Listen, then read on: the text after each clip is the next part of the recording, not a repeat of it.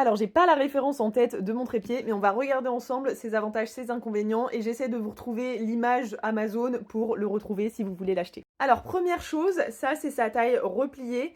Il est pas immense, mais il est pas tout petit non plus. C'est pour ça que je vous disais dans la vidéo que j'en ai un plus petit, plus compact, beaucoup moins grand, beaucoup moins stable, mais qui me sert un petit peu partout que je peux mettre dans ma banane. Lui ne rentre pas dans ma banane, par contre il rentre dans mes petits sacs à dos, dans mes tote bags, dans mes valises.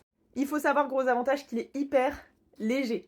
Genre, il a beau être gros, c'est du plastique très très fin et du coup, il est super léger. Gros avantage aussi, il a le truc pour mettre le téléphone, donc dans un sens, dans un autre, classique. Mais sans changer l'embout du dessus, il a aussi la petite vis pour mettre GoPro et dans mon cas, la Digi Osmo Pocket. Il a autre chose, il a une petite poignée là. J'avoue que je m'en sers jamais de ce truc là, j'ai pas très bien compris à quoi ça servait et quelle était l'utilité pour moi.